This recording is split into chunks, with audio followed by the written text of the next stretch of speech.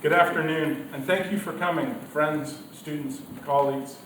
As lead organizer of NASSR 2023, let me welcome you to the pre-conference day of the 29th Annual Conference of the North American Society for the Study of Romanticism, this year on Romanticism and Justice. On this pre-conference day, I welcome you to take the conference theme more broadly, to think about the relationships between academics, the fine arts, and justice. Not only criminal justice, but also social justice, environmental justice, global justice.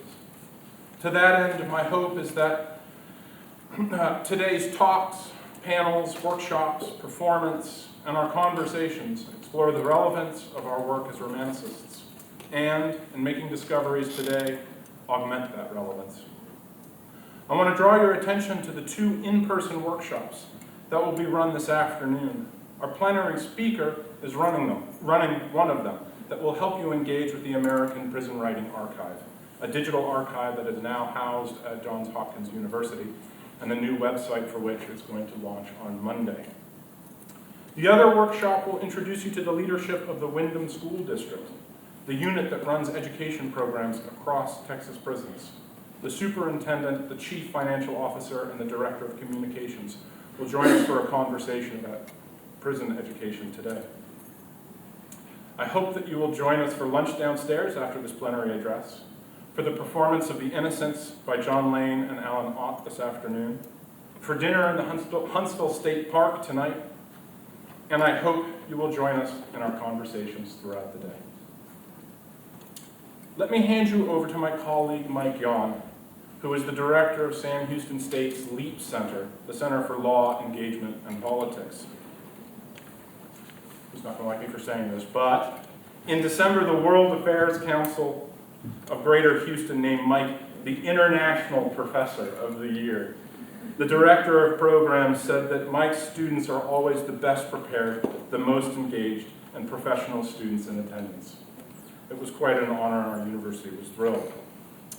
He will introduce our plenary speaker after I hope he says a few words about the LEAP Center and his students. Thank you. Thank you, Michael. Well, it's a pleasure to be here, and thanks for the nice introduction, Michael. And I teach political science. I teach in the political science field, so I'm kind of far from shore in these literary waters. But I felt very welcomed by Michael, and also by the interdisciplinary nature of this. I feel somewhat at home because as director of the LEAP Center, we try to capture that interdisciplinary nature. And also something that I think is appropriate, as I expound a little bit on the LEAP Center, something that's been appropriate to Professor Larson's works, and that is the human condition and how it interacts with the human environment. And so for the students here at Sam Houston, a lot of them are not necessarily comfortable with a lot of different environments. And some of the students that I've had, in fact, one that I'll be taking on a trip shortly, has never stayed in a hotel room. She spent the night in 2 rooms in her entire life. The home she grew up in, her bedroom, and her dorm room that she's been in for almost a year now. So these new experiences, which are sometimes restricted, are what we do as instructors. And interestingly, it's what Professor Larson studies from multiple perspectives. It's what we try to do with LEAP. And it's difficult to kind of give an elevator speech for LEAP. It's law, engagement, and politics. Everybody knows what some of that is. I think the best way I can maybe explain this is just, I'm going to tell you about a trip that we will take in July. I have a conference in Charleston, South Carolina, and I'll be taking the students there, but we'll fly them to Atlanta, and we'll cover the law and politics pretty easily. So law will take them to a law school, actually, and they'll do a tour. They'll sit in a classroom for law school. A lot of our students want to go to grad school, but they don't know how to do that or what it's like, and they don't have the resources to visit those schools. So we will take them to the law school. The politics is pretty easy. They will visit the Jimmy Carter Presidential Library. And then the conference itself is 4 days of policy talk by state legislators. And a lot of that policy talk will relate to incarceration laws. So that's the easy part, law, engagement, and politics. The hard part is engagement, because what we think engagement should be is really exploring across all the disciplines. the human condition in the environment in which humans interact. And so what we'll do is take the students to 5 art museums, a couple in Atlanta, a couple in Savannah, a couple in Charleston, and that'll include the culinary arts. Whenever we travel with the students, we don't let them, they can't eat at chain restaurants, and we eat according to the kind of indigenous pattern. So they'll actually try some Gullah Geechee food, which I think will be different for them. We'll cover civil rights. We'll visit Martin Luther King's Museum of Civil Rights, also the Martin Luther King gravesite. We'll also travel to some of the islands off the coast that enslaved people sort of grew up differently. They brought in their culture from Africa and the local environment and created this Gullah Geechee language and culture that is unique and fascinating. But it also describes some of the human condition for some of the humans in part of the country for 4 centuries. We will also deal with military strategy, looking at military battlefields. And we'll also deal with literature and the environment. So in the environment, we will go kayaking, we'll look at different ecosystems, we'll visit a botanical garden, and we'll hike a small, very small section of the Appalachian Trail. And in literature, we'll visit poets such as Sidney Lanier and Conrad Aiken, their home, short story writer Flannery O'Connor, true crime, Midnight in the Garden of Good and Evil. And so we hope through this process that they'll learn about the Iranian hostage crisis and also how to do a poetic scansion or a rhyme scheme. Those are technical things that are important. But for our students, many of whom are first generation, many of whom have not had experiences, some have never traveled outside of this county, what they'll be learning, we hope, is the human condition and how people act in different environments over time. And I mentioned that again, and I felt comfortable kind of expanding on that because it's what I found in so much of the works of Professor Larson. And we can look at his titles, where he's the Edward North Professor of Literature, or the Hamilton Herkimer Director of the Prison Project, Prison Writing Project. That's the Prison College Program, is that right? Or the Director of the American Prison Writing Project. All of these things that he has accomplished, and his total list of accomplishments goes far longer, pages. But what has been found, including his novels and all of his written work that he's published, whether it's journal articles, news articles, magazine articles, books, or fiction, is this concept of the human condition and the environment in which they serve. And it's what all of us are doing no matter what disciplines we are in.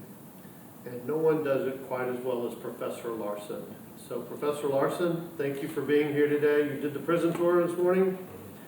I hope that if anybody else did that, that was enlightening and at the very least interesting. So thank you very much for being here.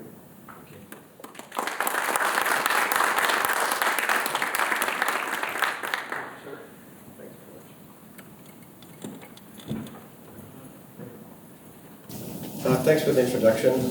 Thanks to Michael Demson for all the work putting this whole thing together and everybody else who is involved in it. Yeah, we did do a tour of part of the Texas prison.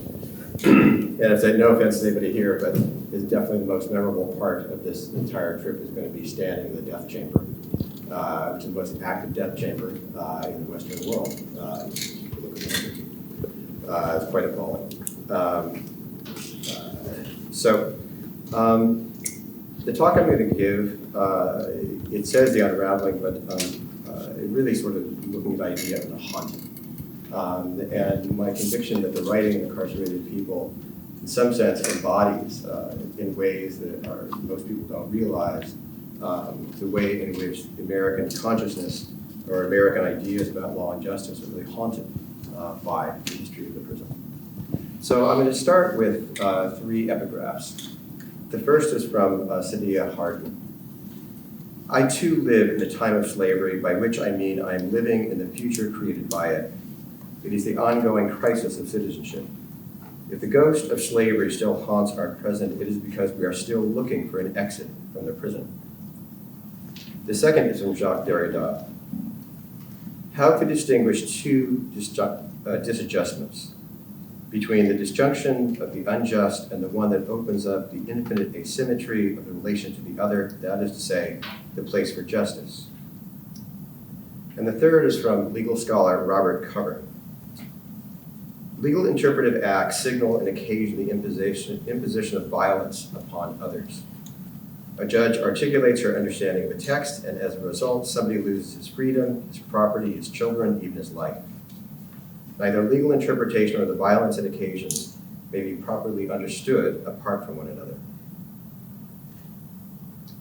On March 9th, 1787, Benjamin Rush presented his plan for a penitentiary to Ben Franklin's salon for new ideas for a new nation. Our premise for taking punishment behind walls where the public could no longer witness the state's power to torture and kill was that those walls stand surrounded in mystery. Rather than bloody spectacles staged in the public square, Dr. Rush prescribed deterrence through a kind of Gothic trappings that were the literary rage of the day. Dark approaches up winding mountain roads to gates whose groaning would echo from overhanging cliffs. The result, quote, children will press upon the evening fire in listening to the tales that will be spread from this abode of misery. Superstition will add to its horrors, and romance will find in it ample materials for fiction, which cannot fail of increasing the terror of its punishments, unquote. While the condemned would be reformed inside clean living spaces, given education, character-building labor, and punishment when necessary, deterrence would be relocated from the gallows and into public imagination. The prison would never deliver much substance on the promises to reform or to deter. Yet the mystery Rush prescribed has continued to be imbibed at full dose, administered now through screens from the Regan courtroom speeches in Law and Order at a time when only 1 in 40 cases actually goes to trial, to the carefully staged episodes of lockup. And this has continued despite imprisoned people bearing witness to the prison's wholly destructive effects for nearly as long as the institution has existed. For over 220 years, one of the abiding mysteries of the American prison is that while its wards have produced a rich canon of testimony to its unmitigated failures, neither the public nor professionals have ever seriously considered alternatives. In white imagination, the prison remains the drug of choice for inducing a belief in American justice and the rule of law, despite a shadow canon that precisely silhouettes what happens when legal verdicts, as well as the ideals of equal treatment, human rights, and decency, are translated into stone and steel, into boots and nightsticks, into pepper spray and chemical psychosis. Truly, the prison inhabits two bodies, the suffering flesh of the condemned, and a body politic premised on its own boasts of justice. My claim is that the prison and the writing emerging from it haunts white America, not clearly, indeed, quite unknowingly, as slavery haunts Sadia Hartman. Rather, the violence that gives law its authority, as Robert Cover notes, is embodied in missing bodies and their apparition in prison-born texts. The disjunctions that Derrida describes map prison history between a justice that never was and a never yet imagined justice imagined today by prison abolitionists, which is to say a vision of true abolition. The prison, this unprecedented Enlightenment idea, has never been realized, while the promise of its future is its vanishing. We are haunted by a thing that will be embodied only once it disappears. American independents have been arguing claims of natural rights and dignity against the arbitrary, terror-inducing powers of monarchs. The Constitution and 5 of the original amendments explicitly limit state power against criminal suspects and convicted people and repeatedly protect jury trials. Post-conviction, enlightened punishments were virtually obligatory in order to mark a break from the past. Then as today, however, as Javon Johnson writes from a Wisconsin prison, quote, "This animal, this beast that I live in, thrives in the illogical and irrational impulses of its wavering political objectives." Public displays of abusive power of kings and colonial governors often gave crowds both reason and occasion to cheer at authority. Prison walls also enabled diversion of a troubling stream of print. Execution sermons and criminal confessions edited to suit the purposes of the clergy were such a popular offering of the colonial press, the publishers began to solicit confessions directly from the condemned, thus removing clerical safeguards. Legal quarantine allowed prison officials' reports to supersede those of imprisoned people. The early writers who did reach print invented the genre of the prison expose largely by financing their own books and pamphlets. As formerly enslaved narrators were doing more widely and eventually more effectively, these writers not only documented debilitating practices, they sought to turn the objects of legal dehumanization into its most credible witnesses. In 1799, Patrick Lyon describes forced confessions, sexual abuse, and starvation. William Coffey in 1832 documents medical malpractice, brutal discipline, and staff corruption. None of these issues is unfamiliar to incarcerated people today. William Snelling's 1836 observation still resonates at a moment when 500,000 people, never having been tried or convicted, languished in jails simply for the inability to pay bail, and countless others, unable to afford a competent defense, served sentences hounded down without benefit of jury. Quote, "Judges of the police court," Snelling warned, "be careful how you confound misfortune and infamy," unquote. This confounding is embodied in Austin Reed's recently discovered 1859 memoir, The Life and Adventures of a Haunted Convict. A black man held in New York juvenile detention and then in Auburn prison starting at age 13. Reed's story presages the life histories of many people locked up today. A father lost in the author's childhood, a plunge into poverty and delinquency, and repeated lockup. Inside Auburn, Reed sees an institution that does less to control crime than to criminalize the class. Of the 800 men held there, Reed knew 150 of them as boys in the House of Refuge. As one departing man tells the author, quote, "If I am hard, I have been hardened by the walls of gloomy prison. And if I am cruel, I have learnt it within the walls of gloomy prison. For it's there where cruelty, pain, shame, and misery dwells," unquote. This sentiment is echoed by Sebastian Richardson after spending 2010 to 2012 in a federal prison in Pennsylvania. Quote, "You come out with a lot of anger, and they create that," unquote. The Auburn plan was intended to counter the cost and debilitating effects of solitary confinement in Philadelphia's massive Eastern State Prison. But Reed describes forced industrial labor, violently imposed silence, and micro-control of convict bodies, methods seemingly designed to drive men to madness or to rebellion. Yet by mid-century, the conditions Reed describes were the norm. Like their enslaved contemporaries, most incarcerated people were working for private concerns, their treatment handed over to their production masters. While no institution dehumanized its subjects as did slavery, a disproportionately black prison population suffered many similar conditions. Prison guards were paid directly by private contractors. Both enslaved and imprisoned suffered the whip as a driver of profit, and the material sign of the existential inferiority of those on the whip's receiving end, a fact of which Reed is intensely aware. Convicts might not be made better by confinement, but they could be made profitable. A major obstacle to labor reform was the Constitution. Quote, "Neither slavery nor involuntary servitude, except as a punishment for crime whereof the party shall have been duly convicted, shall exist within the United States or any place subject to its jurisdiction," unquote. The now notorious 13th Amendment's exception clause simultaneously wrote slavery out of and into prison law. Much has rightly been made of the 13th Amendment's sanctioning of the South's convict leasing system, which extended slavery in all but name after 1865, with remnants today in and underpaid chain gangs, fire crews, industrial state use production, and provision of state services. One thing we learned today is the mattresses for Sam Houston University students are actually made at the local prison. This system permitted Southern sheriffs to round up newly freed black people, convict them of breaking laws enforced only against black people, and hand them over for court fees or lease by former slave masters.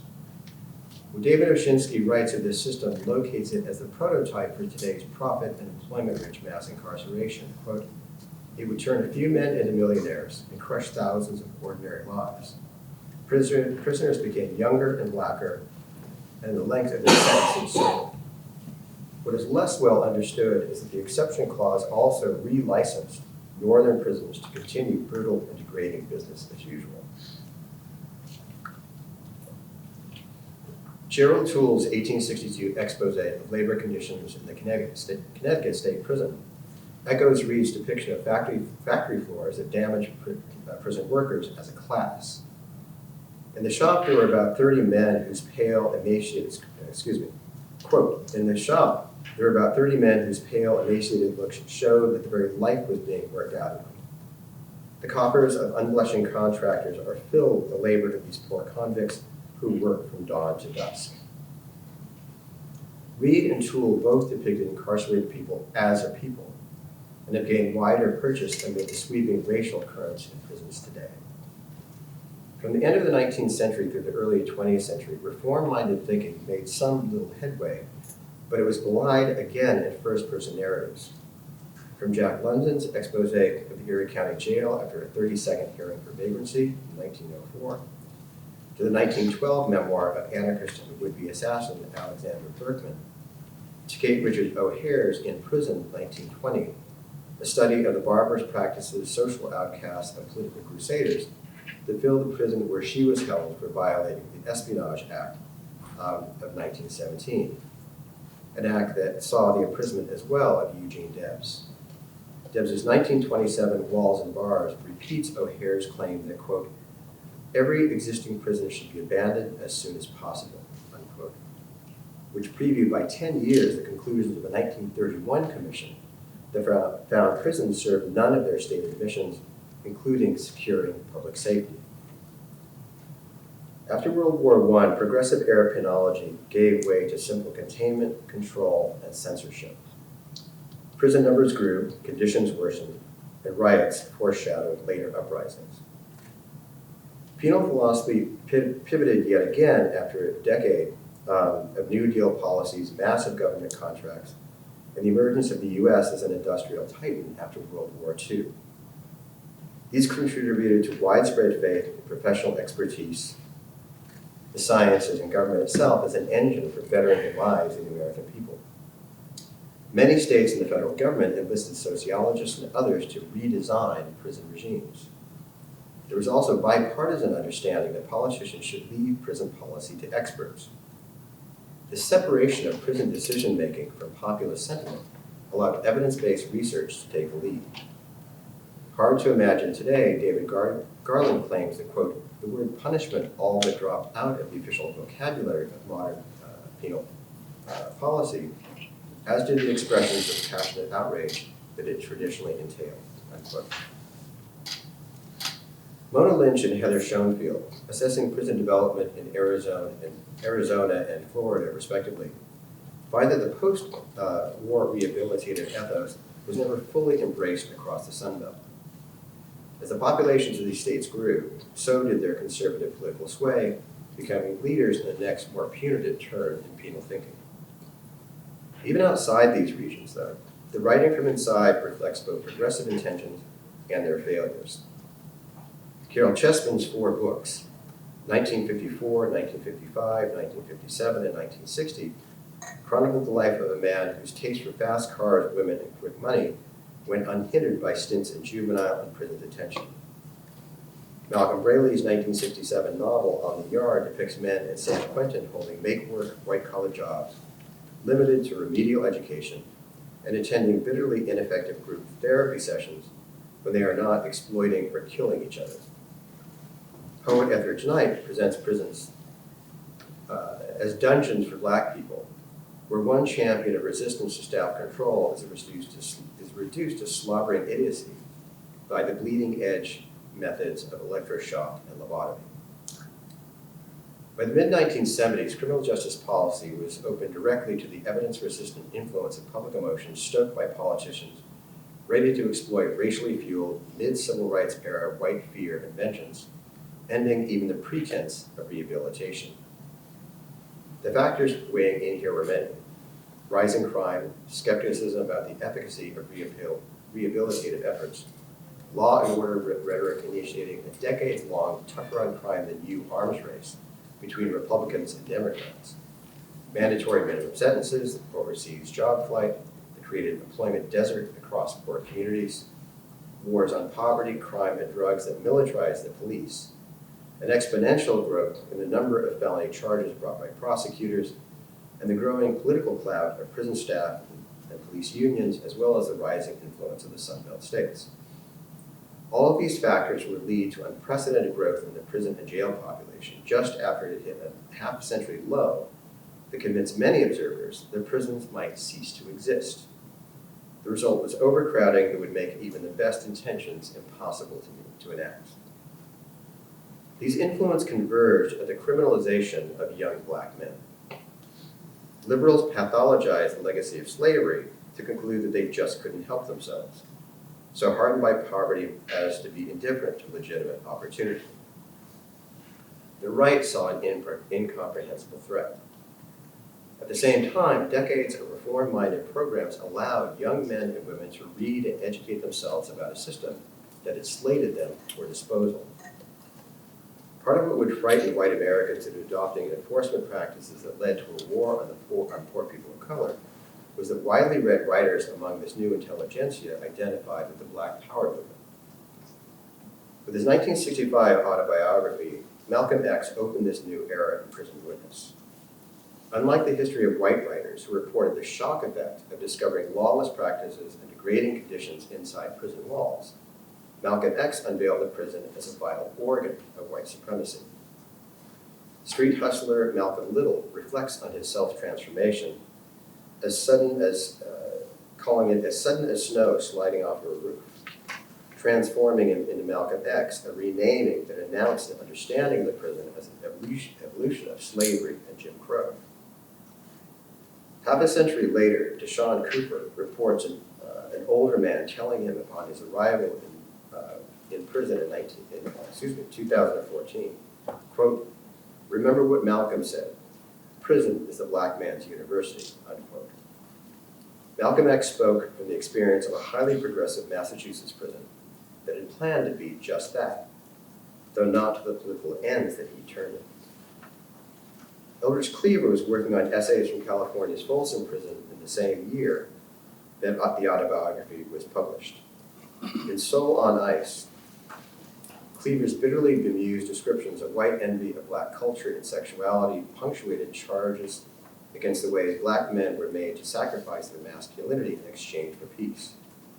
Yet once he confronts his crime of rape, he also claims a transformation that echoes Malcolm X. Quote, "My pride as a man dissolved and my whole fragile moral structure seemed to collapse. I was very familiar with the Eldridge who came to prison, but that Eldridge no longer exists," unquote. Malcolm X and Cleaver underwent the depth of transformation that Rush and the Penitentiary's founders had imagined, while also getting front row view of an institution churning in and churning out poor people of color as second-class citizens. Like Malcolm X, Cleaver too grows aware, quote, "that what had happened to me had also happened to countless other blacks, and it would happen to many, many more," unquote. Another black man's life and writing would help to close this era of unsubstantiated concern for rehabilitation. George Jackson describes his transformation in more militant terms. He compares it to, quote, "a dog that has gone through the canine process," unquote. Yet Jackson embraces it. Quote, "I feel no pain of mind or body," he writes to his mother, "and the harder it gets, the better I like it," unquote. As for Malcolm X and Cleaver, prison holds no mysteries. Rather, quote, "black men born in the U.S. are conditioned to accept the inevitability of prison. It simply looms as the next phase in a sequence of humiliations.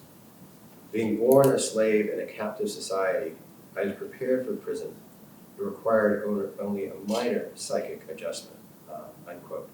The remarkable thing about that quotation is that the book was published in 1970, several years before when we typically date the rise of mass incarceration, the kind of thing that Michelle Alexander, for example, has written about. And what you see consistently is people who are inside are documenting what it usually takes 10 or 20 or 30 years for scholars on the outside to accumulate enough data, right, from their vantage point to understand. Jackson terrified prison officials not only with his charismatic organizing and embrace of revolutionary violence. In Soledad Brother, he provided the handbook for anti-colonial resistance to prison regime. Quote, men who read Lenin, Fanon, and Shea don't riot. They mass, they rage, they dig graves, unquote. Jackson's politically opportune implication in the officer's murder, his bloody killing inside San Quentin had been a purported escape attempt, and the later acquittal of both of his co-defendants, in addition to the mass sales of his books and his death's part in precipitating the Attica Rebellion just weeks later, turned him into two radically distinct icons, a martyr for the left and a chilling harbinger for the right. The autobiography Soul on Ice and Soledad Brother not only recast in racial terms a trope witnessed in prison's control of the poor, they confirmed left critiques of rehabilitation programs for measuring success and prison time by how well the imprisoned absorbed white liberal values, while offering evidence to the right that reform efforts were wasted on people who did not recognize the legitimacy of white law itself. Writing from Marin County Jail, Angela Davis confirmed both messages when she wrote that, quote, we can't expect justice from a repressive judicial system, and I'm sure that an exclusively legalistic approach to my defense would be fatal. So what we have to do is talk about placing the courts on trial.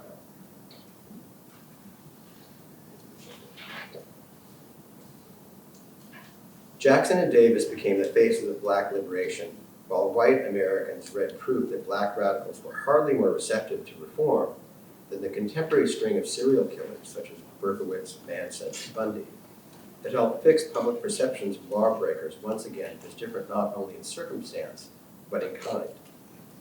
These were views encouraged by those who felt themselves the losers amid the advances of the civil rights movement, who recast civil rights activism as urban disorder, deploying race-neutral language to turn black freedom struggles into symptoms of civil breakdown.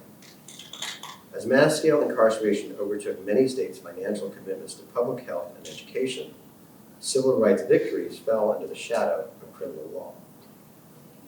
A thoroughly bipartisan effort, Ronald Reagan merely continued the work of his Democratic predecessors to shred the welfare safety net, suture its remains to police control, and thus grow the penal state. LBJ, Mario Cuomo, Joe Biden, and Jerry Brown oversaw changing Department of Corrections' effective missions from rehabilitation to punishment. Bill Clinton lengthened sentences, made it nearly impossible for imprisoned people to seek redress from the courts, and obliterated highly effective college or prison programs among a raft of measures that set the model for states, deepened inequality, disappearing black men from the unemployment roll and into lockup, and turned prisons into the nation's largest employment sectors. Bill Clinton used to, brag that the black men without high school education, that their employment rates went down during his administration. In fact, they were flat because so many of those men were disappeared in prisons. So they disappeared from the employment rolls. This is Bruce Western's work. These changes both required and caused a transformation in the public images of convicted people. No longer as those who had erred and could be helped, but as people who were nothing more than their crimes. In the absence of this distinction, sentencing does not measure time required for rehabilitation, but measures justice in years of pain.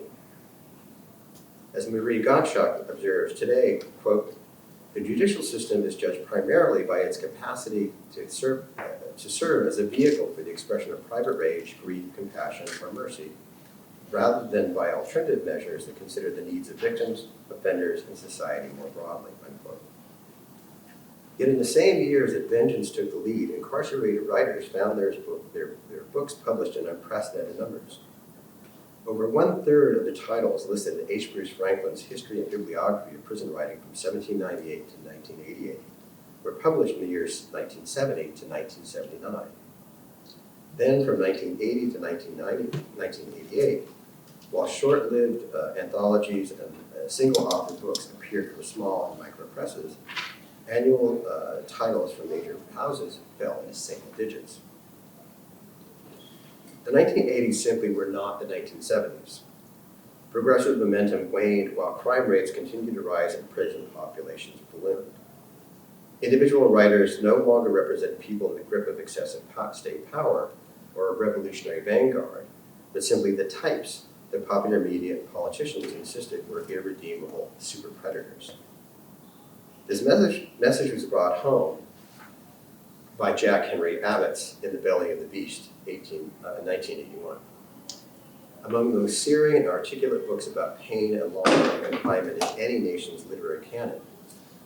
After Norman Mailer helped win Abbott's release and ushered him through his brief literary celebrity, Abbott's institutional instincts flared over a minor argument. Abbott stabbed a man to death, fled, was recaptured, and later committed suicide inside New York's Wendy Correctional Facility. What Mailer and glowing reviews missed was what every page of Abbott's book announced. Prisons had irreversibly twisted a man who yet remained highly articulate.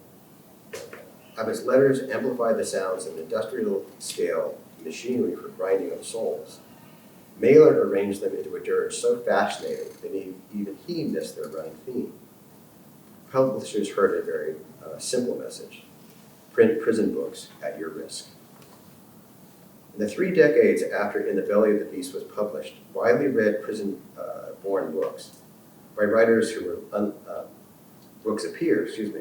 by writers who were unlikely to repeat Abbott's history, either in exile, reporting conversion to a philosophy of peace, on sentences ineligible for parole, or after living successfully outside. Assata Shakur's 1987 autobiography, Assata, looks back over the author's maturation into political consciousness from the 1940s through a race-proud childhood, sexual exploitation, political education, life underground, arrest, jails, trials, more trials, acquittals, and conviction, to her escape to Cuba in 1979. Shakur presents her younger self imbibing racist ideas and then going through a repeated process of demystification. Her errors unmasked is the work of a white supremacist culture. Drawing from the lessons of Malcolm X, Jackson, and Davis, Assata names prisons the incubators of Black revolution. The early 1980s saw the beginning of a precipitous drop in crime rates across the U.S. and across the world. Yet prison populations continued to rise, while the broad public remained on board, the large part of the public, on board with hosting the Earth's largest experiment in imprisonment of its own people. At this moment, prison critics could hardly have invented a better embedded witness than Mumia Abu-Jamal. 27 at conviction for the alleged 1981 murder of a police officer, Abu-Jamal brought into Pennsylvania prisons years of experience as an activist, former Black Panther, and president of the Philadelphia Association of Black Journalists. Connecting the arc of U.S. colonial and racial history, Supreme Court decisions, current events, and continuation of crime policy as political gaming. His writing is steeped in both modern irony and a journalist's commitment to facts. In his first and still best-known book, Live from Death Row, 1995, he writes about men betting on court decisions. Quote, "By viewing every decision through the prism of politics, I never lost a bet. Even in the case where jailhouse lawyers claim to have the law on their side. There is, of course, no satisfaction in such victories. Every bet won was a case lost. Every case lost, a step closer to death." A very different tone pervades Jarvis J. Masters' 1997 Finding Freedom Writings from Prison. In slice of life vignettes, Masters documents the wisdom and madness that San Quentin breeds in men condemned to years of legalized deprivation. In Native American activist Leonard Peltier's My Life It's My Sundance, 1999. Peltier presents his personal struggle embedded in that of his unbending people against colonialism's deracination of their life and culture. Like Black writers before and since, Peltier makes claim that imprisoned people of color stand witness for others both inside and out. Jimmy Santiago Baca's 2001, A Place to Stand, traces yet another cultural lineage. Baca has become one of the country's most respected poets and a chronicler of how legalized white hegemony, immigration policy, prisons, and poverty create the toxic mix of influence that shaped the lives of many brown people. In Kenneth E. Hartman's 2008, Mother California, the author witnesses the first-hand explosion of the prison population with the numbers on a par with the rest of the world, to the U.S. gaining distinction as the world's imprisonment leader. Hartman's is a book-length demonstration of what all prison witnesses make evident, that, quote, the trouble with prison is prison. Piper Kerman's 2010, Orange is the New Black, covers a single year in a prison in Connecticut. No doubt the most widely read recent book on prison due to its popular television spin-off. The book's electronic avatar has the virtue of nearly unprecedented translation of fully humanized, three-dimensional prison characters onto screens across the nation. Dwayne R. Betts' best-selling A Question of Freedom, 2010, makes evident that even a kid from a solid home with academic potential and ambitions can, if he is Black, and makes a bad choice that transpires in a few minutes, lose his youth to prison, and yet gain his voice there as well. Susan Rosenberg's 2011 American Radical starts with the author's part in a famously disastrous Brinks truck robbery to secure money for Black revolutionaries, then follows her continuing political work inside despite the efforts to isolate her and other political activists. And Shaka Senghor's Righting My Wrongs, 2017, after dealing drugs in Detroit, in prison the author finds a sense of purpose in fatherhood, in writing and in helping his peers, then in working outside aiding young people to avoid his past. In Becoming Mrs. Burton, 2019, Susan Burton offers a memoir that is less about incarceration as such than about the past in and out.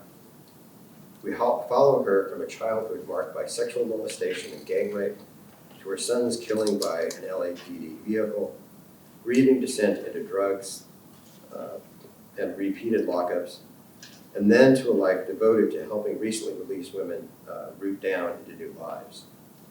Albert Woodfox's 2019 Solitary recalls the epic labor of surviving 4 decades of isolation in Louisiana's notorious Angola State Prison, and a murder charge that was laid upon Woodfox and his Black Panther comrades for their political beliefs.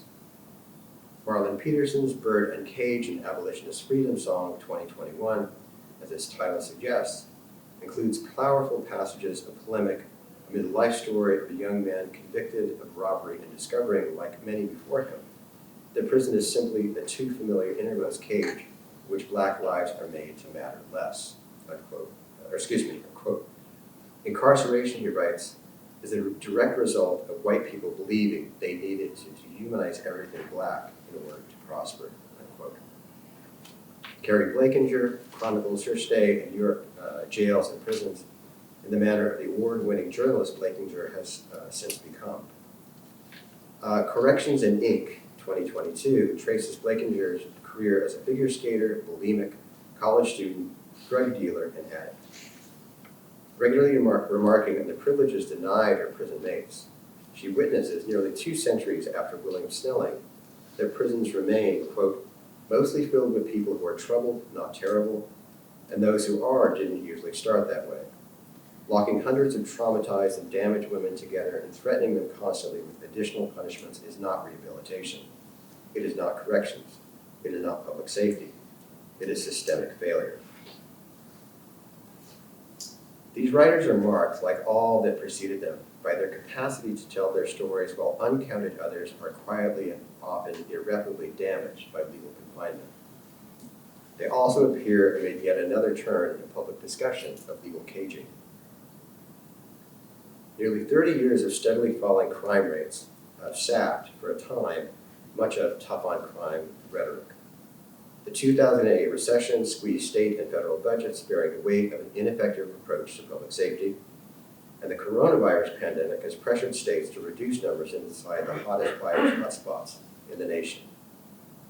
Today, talk of sentencing reform and reentry support is both widespread and bipartisan. Yet the old divide across prison walls persists. Little of this renewed conversation is translated into concrete changes inside. 200 plus years of disconnection between perception and practice has not suddenly healed. Prisons remain secretive and damaging. Real alternatives are rare or largely theoretical. And all the while, with the advent of digital platforms, writers inside are documenting their experience at a scale never before imagined. The history traced here is of a text that escaped prison censors and then found their way through the gatekeepers of agents and editors, commercial and nonprofit publications. To reach a global audience through digital platforms, incarcerated people today need only an address, a few stamps, and writing materials, though in-prison censorship continues. The project that I founded and now co-direct with faculty at Johns Hopkins hosts over 3,300 fully searchable nonfiction essays from 48 states, over 1,000 authors, and grows by a volume of a hefty textbook each month. The American Prison Writing Archive spilled over from a book collection that, across 71 essays, makes clear that although dispersed over 6,000 confined facilities, the experience inside this 2 million person metropolis is as cohesive as we might expect to be represented in essays about life in New York, LA, or Chicago. The carceral state has born a capital, a prison city. Their language and style may have changed in the days of Patrick Lyon, William Snelling, Austin Reed, Kate O'Hare, but imprisoned writers continue to offer descriptions of warehouses not only for the few committed outlaws, but for the poor, the disenfranchised, the mentally ill, the disabled, the broken, and the hopeless. They make plain once again, the prison simply does not work. It never has. What reform occurs is due to the diligence of the condemned who are able to resist prison regimes and culture. Even when inspiring deterrence, prison so damages prospects for employment, domestic partnerships, and community involvement that the ability to desist from crime is severely hampered, while normalization in life paths of the poor has dulled the sting of the prison's mystery. It does not contain more suffering to individuals and communities than it spreads among them. And amid its arbitrary, haphazard, and generic punishments, it does not even deliver meaningful retribution, rather demonstrating to condemned the irresponsibility of states and the public's delusions about proportionate punishment. What these writers reveal is that the failures of what Foucault calls this, quote, detestable solution, which we seem unable to do without, unquote, actually feed the fire of the prison's mystery. Again, Cynthia Hardman.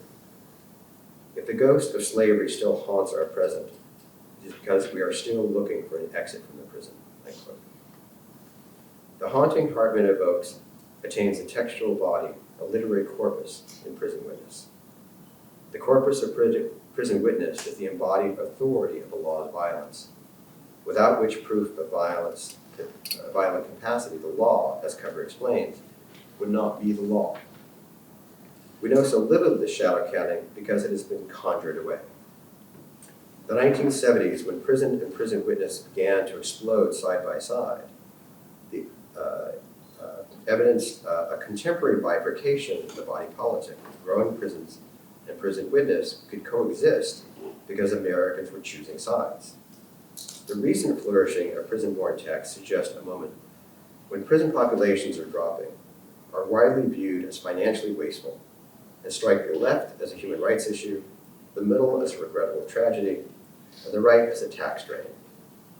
This convergence of interest has opened a gate behind the scenes of a national conjuring, as Derrida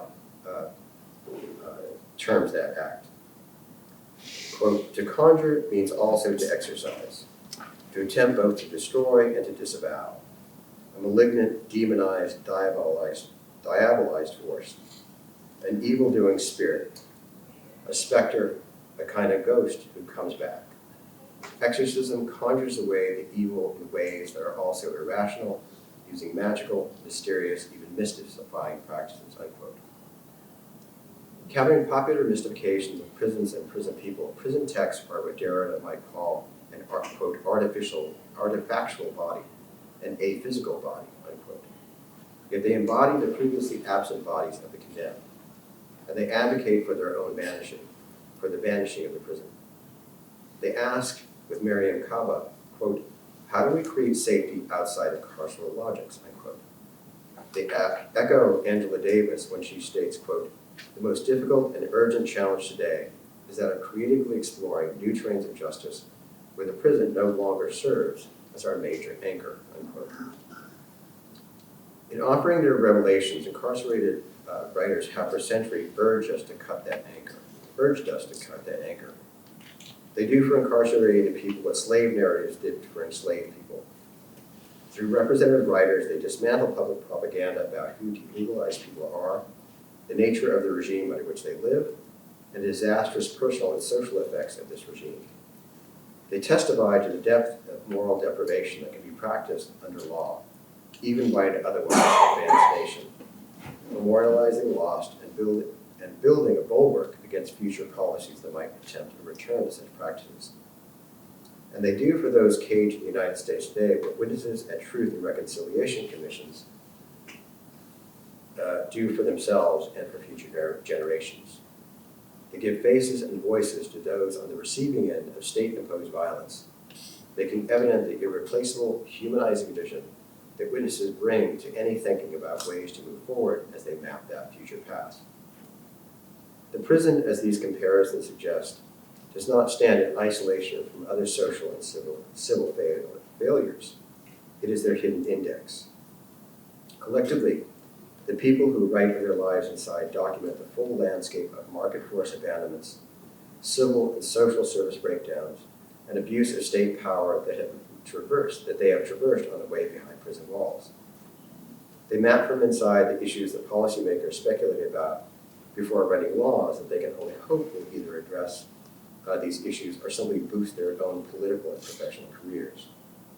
To enact radical change, we must first face the crisis. Without the contributions of prison writers, we will never chart the full depth or breadth of this ruinous justice landscape of today. Finally, given the hard reality of that anchor and of the pain and suffering the prison has imposed, and the fantasies that the broad public entertains about prisons and prison people, it is, in some sense, we who haunt the prison. The prison witness gives voice and measure to law's violence, to law's existence and authority as embodied pain and suffering. If law's violence is silent, invisible, merely imagined, it is not law. The prison's literary corpus is the real, the abiding and unheeded referent from which our ideas have far and long departed. To cut that anchor requires first to grasp and own it, and then to build economies of abundance, of true opportunity, of equal access to resources that the nation's white supremacist founders both denied and insisted upon, including access to justice rather than to mere security. For a prison so deconceived, as Derrida writes, quote, the future is its memory, unquote. A memory of justice, as Rush imagined, removed from vengeance. The history of prison witness is the history of law's true and haunted body, present only to its victims, so that others can hold to it as justice. The authority of the law, its embodiment, is a suffering body. By bringing that body forth, we can not only measure the human costs of the current legal order, we can begin to read the map toward a just world, a world without prisons. Thank you.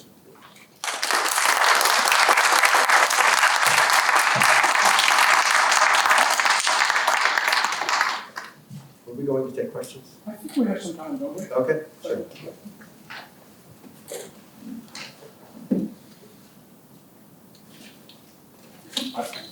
For observation. I'll ask my Go ahead, question. jump in. I mean, there seems to be a paradox here in the literary history that you were presenting, that all of these, each generation of prison writing calls for reform, when they bring about, or if not dismantling prisons, but if they bring about reform, it almost ushers in a more horrific era of criminal justice and prison practices. So it's almost, in calling attention to it and motivating people to make changes, they renovate the horrors of prison. Renovate, I mean, there's this, this history that I've outlined, a fair amount of detail, of this writing, which is documenting what's going on, right? And in some sense, it's not unlike the split between the history of American literature, which is very varied, very diverse, right? All kinds of things going on. But the writing of incarcerated people is just incredibly consistent, right? It has literally been translating all our ideas about rule of law, justice, et cetera, into this monolithic history of human suffering. And it's just, what strikes me, in reading this literature is the way that it has never penetrated the American consciousness. There's been this belief, and I think part of it is the fact that the founders, they built checks and balances, right, in the legislative branch. But I think because the prison was such a revolutionary and such an innovative idea, they never imagined you'd need some checks and balances on that as well. And the reason that prisons are as brutal as they are in the United States is there's virtually no accountability. I mean, you see in the news, stories of an occasional, case of someone who's been charged for brutality inside a prison, right? Now realize that the population is a population just behind the population of Chicago. Actually now behind Houston, right? Because prison's got smaller, Houston's got bigger, right? But imagine there was a city in America that people knew was there, and you only get maybe, 10, a dozen stories of any kind of problems, right, or brutalities throughout the year. Obviously you'd know that something was being just, siloed there in a really unconscionable kind of way. But this is our normal operating procedure, right? And also, I mean, this I deal with my students every semester when I'm teaching my course on American prison writing. It's not just that, when I'm teaching, we're reading text in American prison writing. It's not like taking an empty vessel and putting something that wasn't there before. You've got to work through the layers and layers and layers of preconceived ideas that students who have never been near the criminal justice system have about how this system works, right? And I'm saying, as you were coming back from the tour today, I was saying when I take students into prisons, literally by going into Attica or Auburn and one of these other places, suddenly all those years and years of images of prisons are just vanish, right? Now it's this place. And as everybody on the tour can tell you, it is the most colorless, drab, just sensorially, it's just an oppressive location, right? And it's part of the whole ethos that we are going to deprive you of everything that is humanly supportive, right? You don't have your freedom, we all know those things, you don't have communication, you don't have your family. We're not even going to paint anything, right? Because that would be pleasure. And that ethos is really sort of built into our history. That we put it behind, right? And we put it behind those walls. And then we project on those walls what we think, right, American justice is about. Yeah. A remarkable addendum from the tour was that the one place that is painted green, of course, is the execution room itself, where we have this Yeah, it's like a turquoise room. Yeah, but otherwise no color. I had a question. Also, just to add on that, one of the things you noted, it was fascinating because we were standing there in the death chamber, is that literally they have cameras in there, they have microphones because they can, the person being executed can speak, to the audience. Literally, physically, it just fell out of the wall. To fix it, they had to go up through the courts because any change that takes place inside the execution chamber has to be gone through the courts. It's the one space inside the institution in which everything gets reported back out, any change. Everywhere else, it's like literally you walk into this place that has a kind of public face in some way, right, where they kill people, and then you go through that door, and then you're in a place that there's no accountability, right? bizarre in that way. Yeah. My question for you also kind of comes from what we encountered in the death chamber, which was that our tour guide, the warden, was telling us about how he uses the term witnesses to describe, I think, like the families of the victims of crimes who are there to witness executions take place. But he uses this term witnessing over and over and over again, and I was just curious if you had any kind of reaction to the use of the term witness to describe what he meant by that, and given the importance of witness in thinking about like witnessing the prison. Yeah, I suspect there's nothing more than that feels like a more generic kind of clinical term, or rather just kind of neutral term than saying the observers. Okay.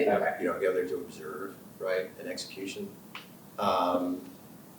Yeah, and the chamber is set up so there are two windows, and there are two observations, and one side is the family of the person being executed, and the other side of the wall is the people who are the family of the person who's been murdered, right, by the person being executed. So they're literally next to each other, but there's a wall in between, and they never lay eyes on each other.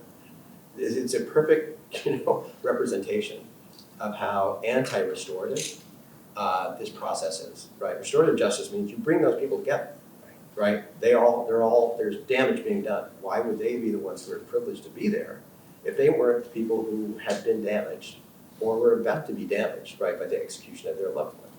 But they can't speak to each other, right? And this is the way our system works, right, in that way. And the fact that, the fellow who's leading the tour, the assistant warden, understandably, he has to be on board with this, right? He couldn't work in that place. Was talking about the victims, right? Victims as though they were literally the people who've been killed in some way, the family. And that, quote from Gottschalk, that is really sort of a sea change, right? I mean, there are many Supreme Court justices, actually several of them, who objected to this idea of victim impact statements, right? The judicial system is supposed to be the neutral arbiter, right? Not just the sort of fulcrum for leveraging the pain of victims against, right, the pain of the perpetrator and their family. And this is what I've just, the paper I just gave is sort of an outline of the first chapter of a book that's coming out later this year. And one of those chapters is on containment. But it takes work from the archive, the American Prison Writing Archive, and use the testimony of incarcerated people to demonstrate the way in which prisons not only do not achieve their four cardinal rationales for being, right, which are rehabilitation, deterrence, containment, and retribution, but they actively defeat them. And one of the most interesting chapters of research is the amount of damage that spreads from taking a person out of their community and locking them up, right? Because the vast majority of those people are parents.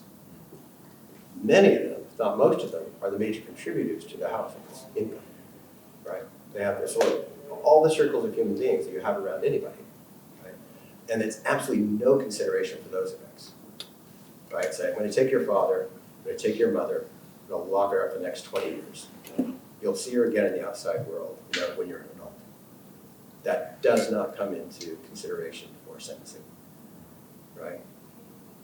Whereas the other side, of course, gets lots of consideration. Not in the trial, but in the sentencing. Thanks. I don't know if I wandered off from here. It was a good wandering. A useful wandering, thank you.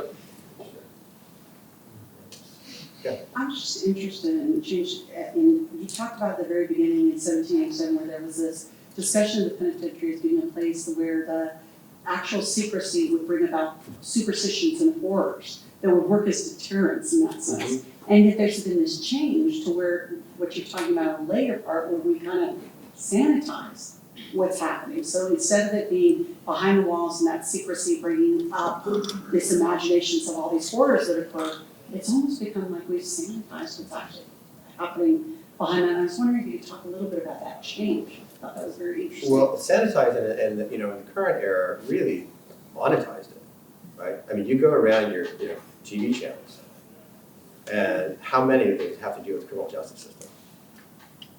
at a time when crime rates are incredibly low, right? Little bump, the COVID bump, right? That bump is actually now deflating already. We're just fascinated with it, right? That's where our imagination is, right? Russia's idea of like, this is what you imagine is now passively put in front of you. You can hardly avoid it, right? As I tell my students, the more popular media you've seen about prisons, the less you understand about them, right? And about the judicial system, about the criminal legal system, because they're virtually all misrepresented, right? So it's just basically found electronic avatar, right, for exactly that idea. In terms of credit, the prison is an incredibly enlightened idea. Came out of the Enlightenment period, right? And the idea that time itself would be the full punishment was remarkable. And it was partly motivated by the fact that a quarter of all British citizens, or British immigrants to the United States at the time of the signing of the Constitution, or the Declaration of Independence, a quarter of them were transported felons, right? Half of them were in the previous century. So there's very much an awareness of like, what does arbitrary punishment look like, right?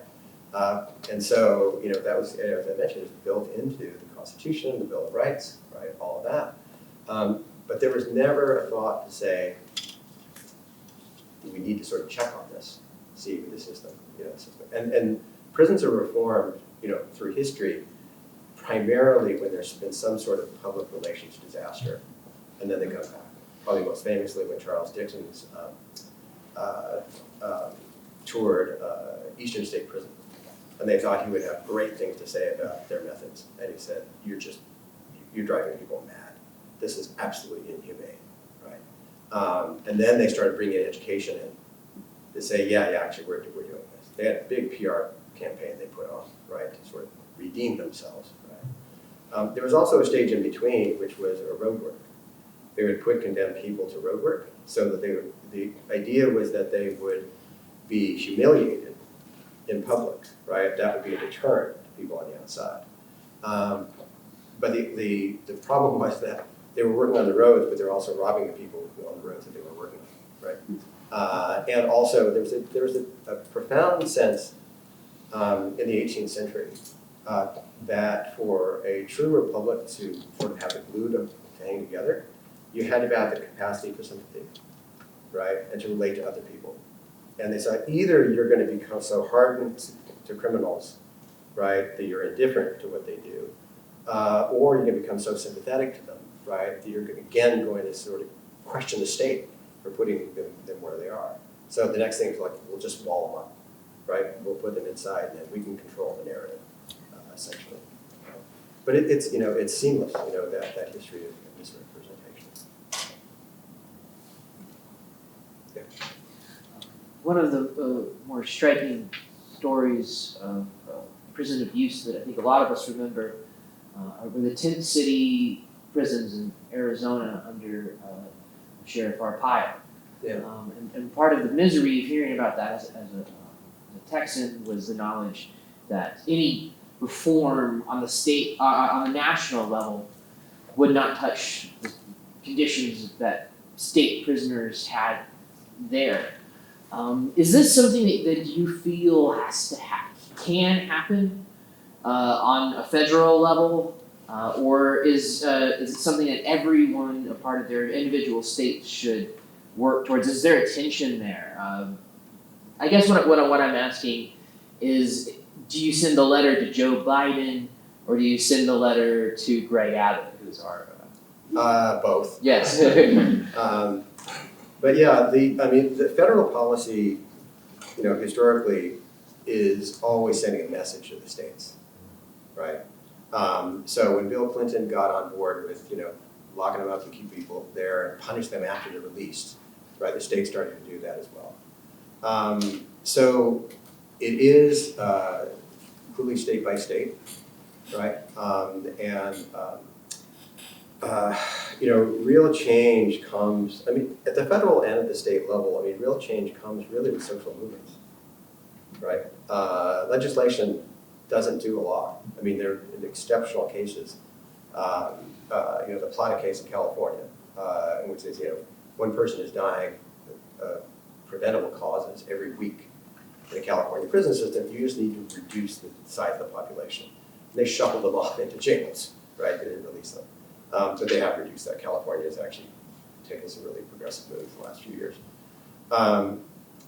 So historically, some states will take the lead. California was really progressive. Kate Richards O'Hare actually became an official in the California prison system. And then other states will look at what's going on and then follow behind them. But federal legislation is always not just deciding what's going to happen in the federal system, which is the single largest system, but small compared to the total population. But they're also setting models, right, for what they want the states to do as well, right? So it's hard. It's a difficult system to change because as John Papp writes about, we don't really have a system. We have this patchwork of jurisdictions, right? And that's not even within states, right? Not a matter of just states versus the federal. And I can tell you from going into and working at a lot of prisons, it's really facility by facility, right? When the Attica uprising took place in 1971, it wasn't just because a lot of uprisings were taking place in the early 70s. It's because Attica was a notoriously brutal prison, right? And that hasn't changed. Well, it's changed actually recently because they put more cameras and more microphones in, so they don't have so many places where they can take you off camera and beat the crap out of you, right? Which kind of really reverses Foucault's whole ideas, right? More literally incarcerated people want more cameras, right? Not to observe them, but to observe staff, right? To keep them under control. So I don't know if that answers your question. It does. It's depressing to think that it has to be handled state by state, prison by prison. It seems like a harder job. It's a harder job, and the larger the system, the harder it is for it to change, right? There have been great efforts with several different organizations taking prison administrators to prisons in Northern Europe. So Germany, Norway, even Norway's exceptional. It's in Scandinavia, and they usually go to 2 prisons where they're exceptional if in Norway. But in any case, taking their methods and then trying to bring them back. Gavin Newsom just declared San Quentin is basically, this is a rehabilitation center, right? That's extraordinary because it's actually a large prison. But the place where those kinds of experiments have been most successful are in states with low prison populations because they just have small populations, right? And in small prisons. You just can't do them when you've got 6,500 people in the same location, right? Let alone in jails, which are much larger than prisons in the United States. On that, we should probably wrap it. We have lunch waiting for us downstairs, but perhaps we should thank our speakers.